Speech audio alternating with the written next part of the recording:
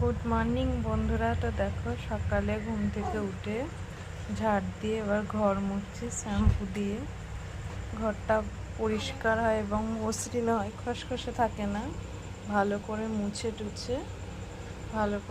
নিচ্ছি যাতে ঘরটা মসৃণ হয়ে থাকে, তেল তেলে ভাবটা থাকে, যাতে খসখসে ভাবটা না থাকে। তো দেখো ঘরটা সুন্দর করে ভালো করে একবার মুছছি। তারপরে বারান্দাটা গোবর মাটি দিয়ে ভালো করে লেপে দিচ্ছি। আমার গোবর মাটি দিয়ে বারান্দাতে ভালো লাগে, দেখতেই পাচ্ছ নিকানো আগের দিন কেমন শুকনো হয়ে গিয়েছে।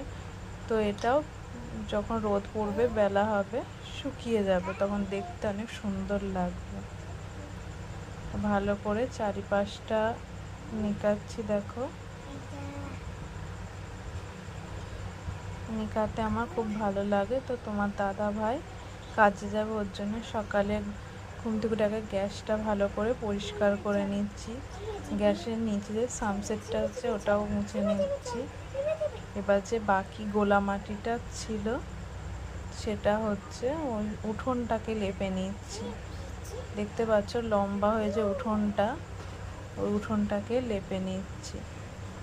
গোলাটা মোটা করে দিলে বেশ ভালো লাগে, পাতলা করে দিলে মাটিটা ফেটে যায়। একটু মাটি বেশি করে দিয়ে গোবর অল্প দিয়ে লেপলে মাটির অতটা ফেটে যায় না। দেখো কত সুন্দর করে লেপছি। আর দেখছি যে কোনো জায়গায় ফাঁকা রয়েছে কিনা। সমান করে নিকালে, সুন্দর করে নিকালে দেখতে ভালোই লাগে, আর শুকিয়ে গেলে আরও ভালো লাগে।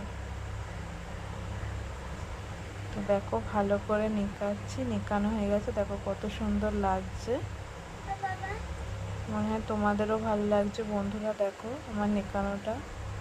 এবার ঘরে যে নিকিয়েছি, নিকানো হয়ে গেছে। দেখো কত সুন্দর করে নিকিয়েছি।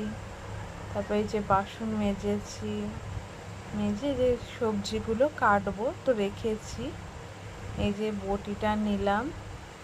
আর বাচ্চাটা যেহেতু আজকে আমার ছেলের পড়া নেই, ও শুয়ে আছে, ওর জন্যে ওর বাবা যেহেতু কাজে যাবে, ওর জন্য এই দেখো আজকে সোয়াবিন আলুর তরকারি করে দেবো বাবাকে।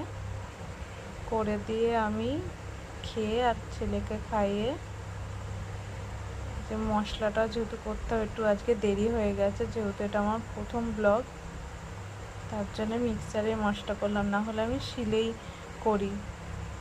এবার আমি নিজে খেয়ে আর ছেলেকে খাইয়ে